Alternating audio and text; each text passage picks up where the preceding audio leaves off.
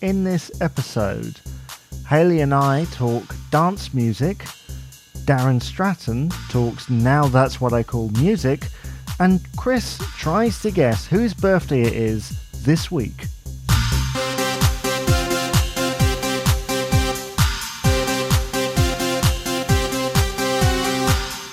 This is 90s and Noughties UK, a podcast on UK pop culture of the 90s and 2000s. If you want to contact the show, email 90esandnoughties@gmail.com, tweet us on @90esandnoughties UK on Twitter, or check us out on Facebook, 90s and Noughties UK.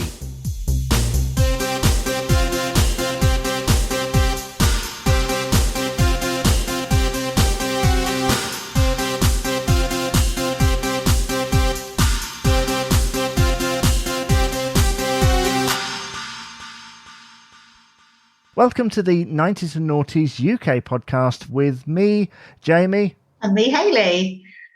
Well, Jamie, I wanted to ask, have you got a favourite song from the 90s that's a dance record? Oh, a dance record. Now, there are so many, and I have to watch it because my knowledge sort of started, my awareness of dance started around 2000. So I have to make sure that what I am saying is an actual 80s dance, 90s dance track. See, my decades are confused. But the one that springs to mind is by ATP, I think it was called. And it was called, was it 9 p.m. Until I Come? I remember that one. It was ATB, and it was 9 p.m. till I come, yeah. There we go, yeah. I was halfway there. That's the record that stands... Yeah, you're there. Closer now. That stands out to me. Yeah, do you have one? It's got to be 2 Unlimited, No Limit in it. Oh, my goodness. That's like, it's so iconic. Oh, that one, yeah. And then Ace of Base, All That She Wants. Hadaway, What Is Love? Oh my goodness. And Dr. Alban, It's My Life. Oh, It's My Life. And then Wakefield, Saturday Night. Oh goodness, they're all coming out now, aren't they? What's that? Yeah, I love them, yeah. Oh, what is that one? Renegade Master. That's the other one that springs to mind. And there's Brimful of Asher, of course, from Corner Shop. Yes, yeah. Rednecks, Cotton Eye Joe. Oh, goodness. We're in the mid-90s. Alex Party, Don't Give Me Your Life. Is that one? Yeah. Yeah. You Sure Do. If you remember that, by Strike. Strike. Yeah. Mid-90s. Did PJ and Duncan ever make a dance record? I don't think they made a dance record, no, but we can mention them. They deserved it. They deserve to be named. Yeah, I loved it. So yeah. I'm thinking of that song that was released from Biker Grove that didn't really do very well, and the version of it that always appears on compilations is the later version they recorded, but the earlier one is so 1993. It's unreal, and it's an amazing dance record. That it's got that piano. Yeah. I mean, there's also thinking about it. There's all those songs by D. Ream. Yeah, love them. That's another one. Yeah. Oh goodness. Yeah. I mean, there's Gala, Freed from Desire. We could be here all day, basically. Oh, we could be. Yeah. Oh yeah, brilliant song. Yeah. Oh my goodness, what a great question. And we should say Robert Miles, Children. Now you've stumped me there. That's the first one you've said that I don't really remember, no. It was instrumental. There was no singing on it. You'd probably know if you heard it. Quite possibly. I think it might have been on adverts, possibly. And then I know that you're not the biggest fan of this one, but I'll mention it. Babylon Zoo, Spaceman. Wow. Have we said that before? We've talked about that one before. Yeah, I thought so, because it's not really a dance record. Yeah. This is what we when we had the conversation. So they had 2 versions. They've got 2 versions of it, I believe. So yeah, that's right. Yeah, like you say, we could be here all day with those. Thank you for asking that question. We could, yeah. And if any listeners know of any more that maybe we haven't heard, before this show, I was listening to the 1995 sessions of Danny Minogue, which is this amazing lost album that she recorded in 1995. Oh, wow, yeah. That is so 1995. It's unreal. It's amazing, an amazing thing. It only came out about 10 years ago, so I recommend checking that out. Well, now it's time for something. What is it time for, Hayley? Oh, yeah, Jen, what is it time for? Oh, yeah, the main feature. Now on the 90s and Noughties UK podcast, it's time to talk Now That's What I Call Music with a very good friend of mine who is a big fan of these albums, and to be honest, we all were, weren't they? They had the best of the current chart hits and a few other surprises as well. Tell me, Daren, how did you get into Now albums? How did that interest begin? I saw a couple in the shop, and that's when it just sparked my interest. I think, if I remember rightly, the first one I bought was somewhere in the 70s. It was in the volume of the 70s. I think it was 75. I can't remember which one it was. But then that's when it started off. Well, that's quite late in the run, because of course they're on 108 now. There's somewhere around there, but the era in which we're talking about in this podcast starts as you would know at Now 17, released in 1990. Tell us something about that. Yeah, so when we first started, we started in 1983, but when we got to 1990, we only released 2 albums that year, which was 17 and 18, and then in 1991 there was just another 2. And then we went to 3 year after that. We were fluctuating between 2 and 3 each time. We go forward to Now 18, which is obviously the second album of 1990. And at the moment, we're currently in this period of Top of the Pops repeats on BBC 4. So a lot of these tracks are looking very familiar to me. Are they an indication, Daren, of the popularity, or is it just commercialism? I think it was popularity. I think it was popularity based. So if we have a look at, So we have Unchained Melody on Now 18. And that was because that then in 1990 featured on if I have a look at the listing for it, that then featured in the film Ghost. There's a lot of things like that around. I mean, that's an interesting thing, isn't it? Because sometimes you'll be looking at Now albums and they'll have a track from a completely different era on them, and it's only really in the context of the time do you realise why it's there. You know, like you'll look at it and go, why is Unchained Melody on there? And then there was that, and then you've got You Lost That Love and Feeling on Now 19.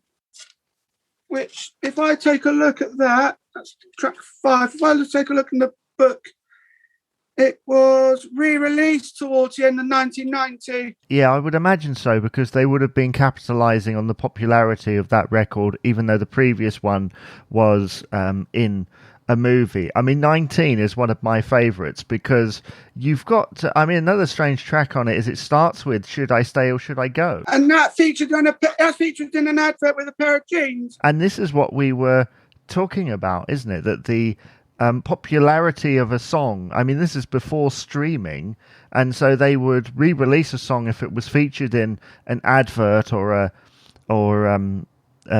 film or a TV show or anything like that. This album, this 19, is one of my favourites of all time, because it's just, I mean, the phrase banger cannot be used highly enough for this. You've got KLF on here, The Source featuring Candy Stratton, which has been on a Now album a dozen times, I think, over the years. There's EMF, you've got MC Hammer, Kim Appleby, Kylie Minogue, Hale and Pace, okay. 2 in a Room, Vanilla Ice. You know, there's some massive tracks from 1991. And, of course, you mentioned the Righteous Brothers, You've Lost That Loving Feeling. There's also Bill Medley and Jennifer Warnes, which, of course, is from Dirty Dancing. But I would imagine, in the same token, it was re-released and thus charted and thus is on here. But then I've also got All Right Now on here as well, which I thought that was originally released in the 80s. But if I have a look, and that was first a hit in 1970. Yeah, I know. It's an amazing thing, and I thought it was an amazing thing for them to do. Actually, that they're not going, oh, well, it's just it's just all the new stuff. It is really what's popular, which is great. And that was because what saw it leap back into the chart in 1991. That song in particular was because of a chewing gum advert. I mean, there's a lot of adverts putting these tracks back into popularity, but I do think it's quite good actually that they chose to include those songs, not because you would think, wouldn't you, that because something was older they'd go, oh no, it's only because it's in an advert. But if it's been charting, then that is a positive thing. Now, as we go into Now 20, that was the birth of the logo that we've got at the moment. Yeah, that 3D logo, because before that, I mean, they went through loads of things throughout the 80s. They had the pig, and there was, like 2D variations on the 2D logo, and they'd gone quite boring for the teens. It was just that kind of yellow or just a solid colour. And then, as you say, we've got this 3D logo, which in 1991 would have looked really impressive. We've, again, got some amazing tracks on here. We've got the cover of Dizzy by Vic Reeves and the Wonder Stuff. Then we go into Belinda Carlisle, U2, Pet Shop Boys with that medley, Where the Streets Have No Name, Can't Take My Eyes Off You. I actually have this on cassette. I wonder where they covered that. I know they've done Where the Streets Have No Name as a U2 cover. It seemed really weird, but I think sometimes the Pet Shop Boys did tend to experiment with that stuff. I mean, again, there are some amazing tracks here which have stood the test of time. Others perhaps not. Where do you stand on Jason Donovan? I thought he was all right.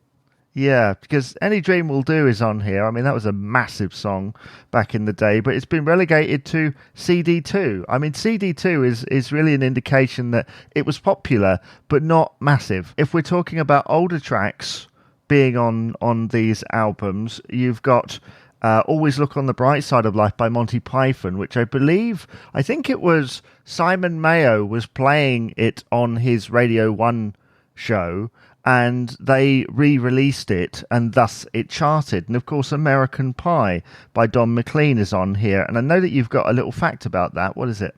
The full album version. Is it the full album version? So it's like 9 minutes long? So I've got the full album version on Apple Music, and it was it comes in at 8 minutes and 37 seconds. I mean, that's a long track to be putting onto an Now album, and yet they're still able to fit 17 tracks on there, which just shows you. I mean, I reckon I haven't seen the vinyl version of that, but I would imagine that is not on there. What they did do is they were able to split that into two parts. If they wanted radio airplay, they just faded out the last bit. They faded down a repeat of the chorus, and that's what they did. But then when it came out in parts, they did split it into parts 1 and 2. But I've got there's a full-length version on here. Just not often you see something at 8.5 minutes on a Now album. Not on something that is, a commercial venture. You expect it on an album of a single artist, but not on a compilation. So then we go into Now 21, which again is riddled with a lot of fads from the time, a lot of older songs making it on here. And the reason we keep looking up these older songs is because it's not just about new music in the 90s. It's about all these other songs coming into the public consciousness and thus, being popular. I mean, we have on Now 21 My Girl by The Temptations, for example, which is That's from the 60s? Yeah, it is. And yet it's in the movie of the same name that was released around that time. And that's, it was a massive track, as was Bohemian Rhapsody, which was re-released after the sad death of Freddie Mercury. Yeah, and that's That's the full album version as well. Well, to be honest, you can't cut up Bohemian Rhapsody, can you? No. Because it all has to be there. It's all got to be there. It's 6 minutes long. Yeah, but what a track that is. And then for the rest of the album, it's fairly 90s. Although, is this the first appearance of Right Said Fred on a Now album? It is by my recollection. I'll have to have a look at the earlier ones, but it is by my recollection. Looking down here, it doesn't seem, because I would imagine, I can't remember which came first, but I would imagine that I'm Too Sexy would have been on one, but I don't think it is. I don't think it was on a Now album, because Deeply Dippy's on there. Considering that was a massive hit, I mean, there were other albums out there, compilation albums that might have had it on, like the hits albums.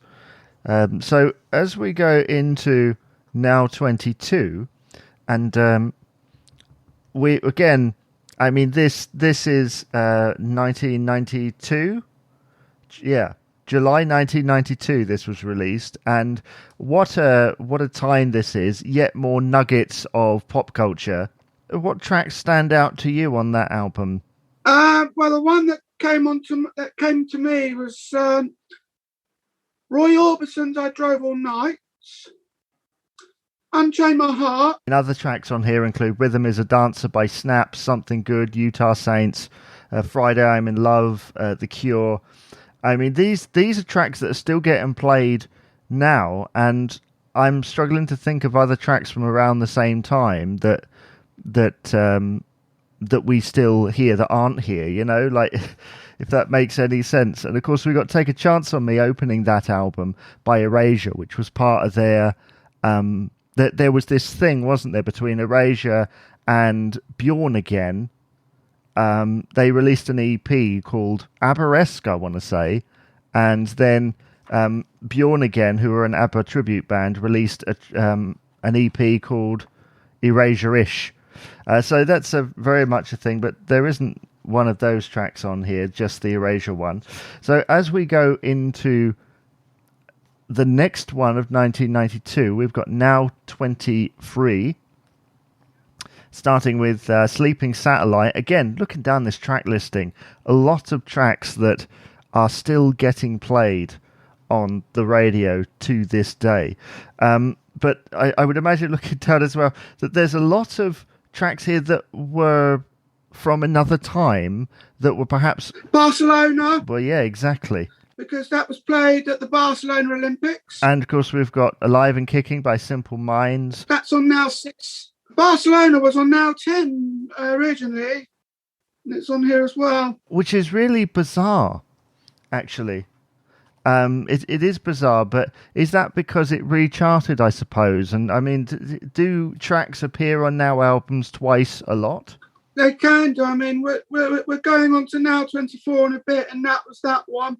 Temptation's another one, which appeared on the very first Now album, but then it got remixed, and it's on this one as well. That makes sense. And of course, there's loads of... we mentioned... Erasure and Bjorn Again. Bjorn Again are actually they're on Now 23. I mean, there are loads of tracks down here. It seemed like we spent the early part of the 90s listening to tracks from other decades, because we've got Dancing Queen by ABBA on here. It was because of the Aberesque. It was the Aberesque theme that's been going on between Bjorn Again and Erasure. That's what really sparked the popularity of Dancing Queen. And of course, we've got in that time as well. Is that when they released ABBA Gold? Yeah. I want to say ABBA Gold was released around that time, so there was a really big ABBA thing going on in the early 90s. Let's move on to Now 24, where we've got Young at Heart by the Bluebells. Again, more songs from previous making their way into these hotbeds of the music scene. So many great tracks on here. We've got Deep by East 17, Oh Carolina by Shaggy. It's his first appearance, I would imagine, on there. Show Me Love, Robin S. No Limit by Two Unlimited. Labour of Love by Hue and Cry. That was on Now 10. I mean, Now 10 was what, 1987? Yeah. What was it, like 5 years, 6 years? We're into April 93 now. What is it, 6 years after the fact? What was it about the music of 1987 that was somehow making its way into the consciousness of the public? I don't know. I think it was because it was throughout. It's being promoted on that. It was being used in adverts. Vienna was another one that was from 1984, I think it was. So what we're getting is, because when I first started this podcast, there was a lot of, oh, but that's from the 80s. Oh, but that's from the 70s. And it's like, well, what you're telling me here, Daren, is that actually a lot of these are from the 90s because we would have grown up hearing them on Now albums. This is what this is indicating here. I think what we'll do is we'll go on to the last album of 1993, and then we'll call it a day for this particular section. We've got Now 25, yet more tracks with a past with them, I should say. But there's some other great stuff on here as well. All That She Wants, Ace of Base, Dreams by Gabrielle, Everybody Hurts from R.E.M. There's a few kind of Queen-related tracks. And I want to say here that, of course, because Freddie died in the early 90s, there is a lot of his tracks in and out of Queen making their way onto these albums, which showed that he was a great loss to the world of music. And it's indicating that the public thought that because, he's on here with Living on My Own, which was a remix of an earlier track that he did. He's also on here with, as part of Queen, with George Michael. Somebody to Love. Somebody to Love, yeah. So he's really having an effect on popular music at this time, because we've already mentioned him several times with obviously Barcelona, Bohemian Rhapsody, and Brian May has been appearing on a few of these things as well. So Queen in general are having a really big effect on the music scene of the early 90s. There is another one I want to look at with Now 23. We have Too Much Love Will Kill You. That was done by Brian May. But it then appears on Now 33 with Queen. Which I would imagine 33, what year is that? That was 1996. Yeah, I want to say they made an album in the mid-90s with some unused demos and stuff, and I would imagine they probably re-recorded a couple of things that they'd done solo, and that was the Made in Heaven album from that era, so that's probably what that is. So in a way, it is the same song, but it isn't. Another thing that I was looking at as well, it's on Now 25, was You Are the Best Thing by Daren, and it appears again on Now 28. Which is, what do you think that is? Why is that? I think the original version of that was on Now 25, and then they remixed it for Now 28. Which I think was a thing in the 90s. They did that quite a lot. A track would come out and maybe it didn't fare quite as well. And then they'd remix it and it would go up the chart. I was just having a look at the blurb on You Are the Best Thing on Now 25, and they did Things Can Only Get Better first, and that hit the top 30. That reached the top 30, and this one was number 19. Let me go to Now 27 with Things Can Only Get Better, and that was number 23. I wonder how they did with You're the Best Thing when it came to Now 28. I would imagine, considering it was on there again, it probably charted a lot higher. But that's interesting in such a short space of time, because we talked about how Now 10 had a lot of tracks that would appear on later ones, but that's a long period of time, right? Whereas by 93, they're releasing, 3 albums a year? Yeah. At this time, so that's not really that long for a track to repeat its stay. And what we'll do is, we've got the last Now album of 1993 which was Now 26. And what we'll do is we'll stop there. And at another point, I'll invite you back, Daren, to talk about the rest from this period, because I realise that we've gone on for quite a long time about this, because there's so much to talk about in regards to popular music. And of course, we start this album with Can't Help Falling in Love with You from UB40, which is a classic. Go West from the Pet Shop Boys. Relax from Frankie Goes to Hollywood, which I would imagine must have appeared on a previous Now album. There are some amazing tracks on Now 26, and a lot of them are available as playlists now on the Now app as well as Spotify. So I do recommend going to check those out. We've come to the end of this particular feature, but thanks, Daren, for coming on today. And if you're interested in Now albums or just compilations of the era, maybe you collect smash hits, maybe hits compilations back in the day, I'd love to invite you to be a guest on the 90s and Noughties UK podcast. It's time for Celebrity Birthdays. It's that favourite feature back once again, Celebrity Birthdays, here with Chris, who's going to play the game. And in case you're new, here are the rules. It's basically a game of 20 questions, yes or no questions that Chris has to ask me to try and guess the identity of a celebrity who was famous during the 90s and noughties who might be celebrating their birthday in the week of this broadcast. I say might because occasionally I throw people off with a complete random name. But in this case, they are. And without further ado, Chris, you may start with the questioning. Thank you very much. I'm quite concerned I'm not going to guess, but I'm going to open up with my first question. Are they male? No. Okay. Good start. Are they under 30 in the 90s? Well, that's a hard question, isn't it? Yes, I would say so. Okay. Were they or are they a TV presenter? Not that I know of. That's not something they're primarily known for. Okay. Are they a musician? More of a singer than a musician, I would say. Were they famous for pop music?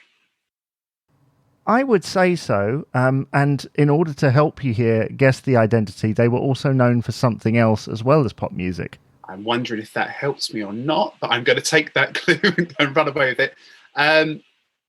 Did they have an iconic number one song? I wouldn't say... Well, it depends what you mean by the word iconic. Because it's certainly very well known, but I personally wouldn't call it iconic. It's very well known, certainly.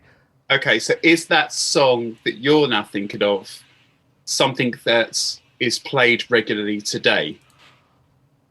I don't hear it a lot anymore, actually. It's not something that you hear too much. Okay. Are they British? No. Okay.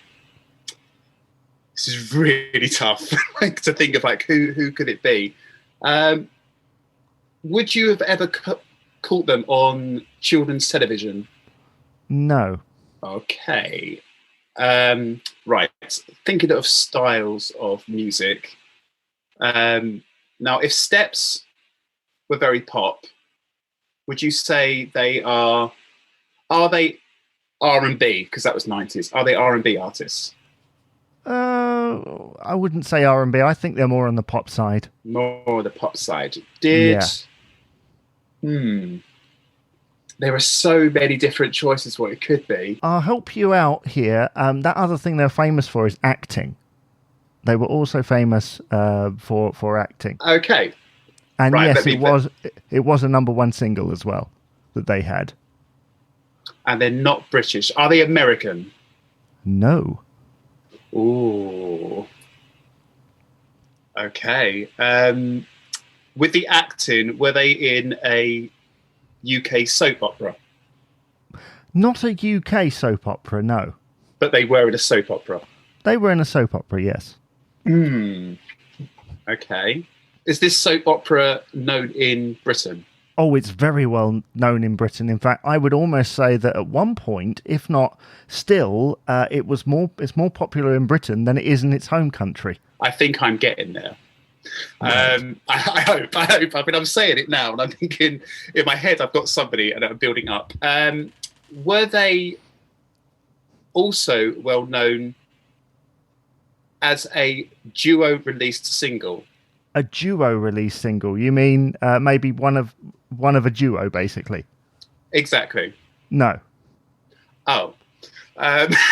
Okay, that's just thrown me right off.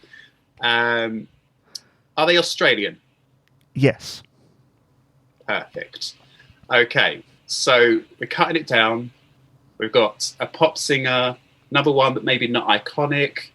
They're in a soap, Australian, very big in Britain. Is this soap still on today? Yeah.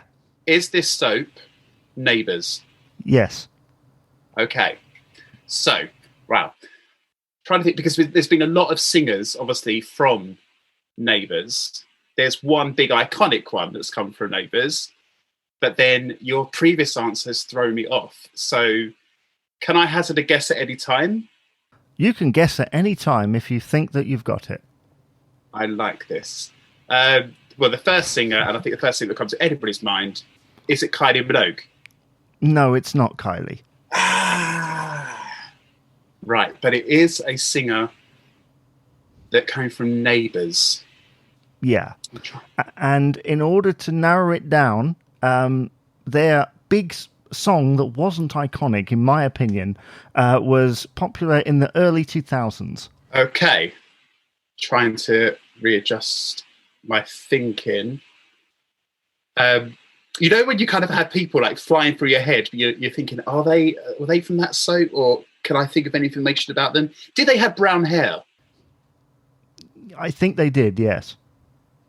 I like where you went with that answer then. I think they had brown hair. So it's not Kylie Minogue. Danny Minogue wasn't in Neighbours. So I don't think it's Danny Minogue. There is another singer in my head, and I just can't get the name, and it's really frustrating me. And I can't really ask what the song title is because it's yes or no. Were they part of a family in Neighbours? Now that you've got me at, because I predominantly know them for their music, but I wouldn't be able to tell you too much about Neighbours. But I think you'll know the song. If I said what the song was, you'd know it. Well, a yes or no answer. That's the tough thing. Here we go. Well, I've just twisted this.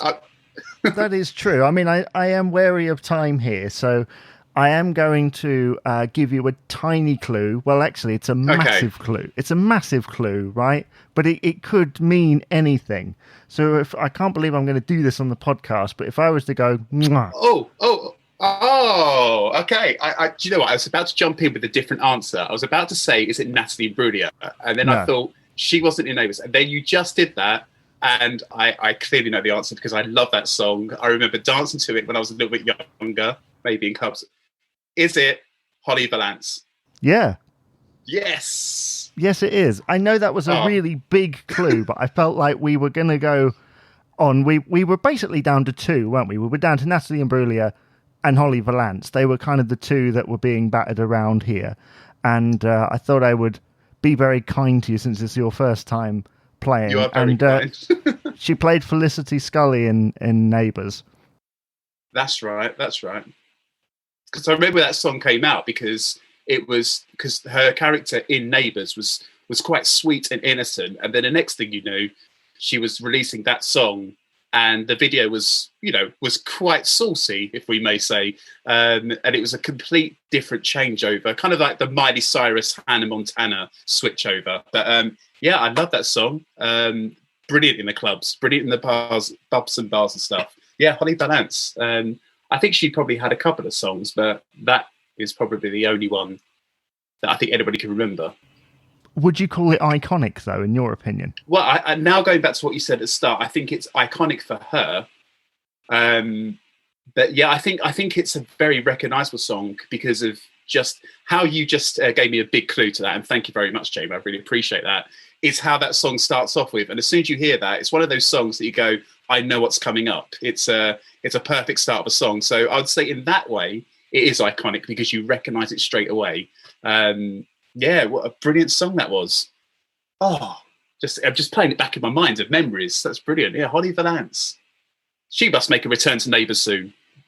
Well, she must do indeed. But right now she is celebrating her birthday on the week of this broadcast. Happy birthday to Holly Valance. And yeah, thanks very much for playing, Chris. Oh, pleasure. Thank you for your clue in the end. Thank you. And that brings us to the end of this podcast for the 10th of May 2021. I'd like to thank everyone who contributed to it and you for listening.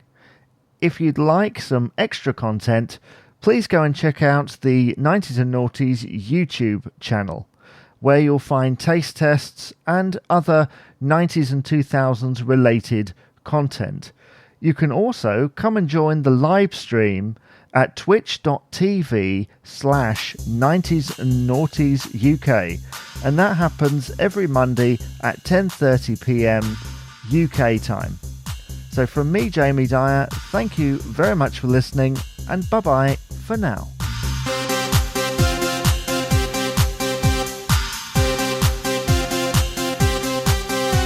Thank you for listening to 90s and Noughties UK, a podcast on UK pop culture of the 90s and 2000s.